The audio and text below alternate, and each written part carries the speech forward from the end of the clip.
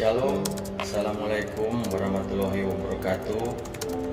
Om Swastiastu. Hormat, saya Immanuel Tendean atau orang Manado Kanal dengan panggilan Komandan Tende, mewakili Resmob on the Road Satreskrim Polresta Manado, Oto Itang. Cuma mau kasih palakat for torang semua warga Sulawesi Utara. Masalah berita-berita yang torang so sharing tanpa torang saring dulu.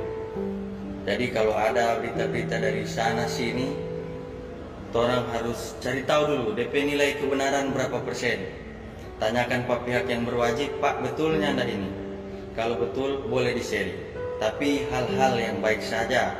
Karena kalau hal-hal yang berbau menakut-nakuti torang so sharing, toh ternyata itu tidak betul, cuma mau backing orang warga Kota Manado, warga Sulawesi Utara merasa terteror. Kalau boleh pintar-pintar dalam menggunakan sosial media, orang harus smart menggunakan smartphone, biar orang tahu kalau warga Sulawesi Utara itu tidak bisa dibodoh-bodohi.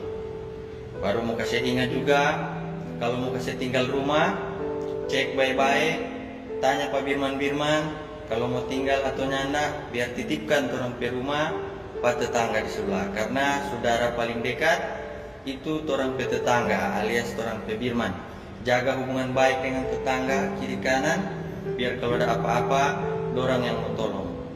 Ingat, kalau ada apa-apa Birman lebih dulu mau lihat. Orang pe saudara yang di jauh cuma bisa via telepon. Kalau mau kasih tinggal kendaraan, kalau boleh kunci ganda. Lebih baik orang cegah daripada polisi kurang mau cari. Satu legote, stop baku-baku salah dengan orang. Kalau merasa ada salah, cepat minta maaf. Kalau takut, panggil polisi. Ada Pak Babin di sekitar rumah, hubungi Pak Babin, tolong dampingi kita mau minta maaf karena kita ada bikin salah Pak kita petamang atau Pak kita pebirman. Karena baku-baku baik lebih mantap daripada orang baku-baku salah dengan tetangga. Ada apa-apa, tetangga yang mau tolong. Oke, sekian dari Komandan Tende. Semoga bermanfaat. Kalau ada yang kurang-kurang, tanyakan. Kalau ada yang membahayakan, hubungi polisi. Telepon 112. Terima kasih.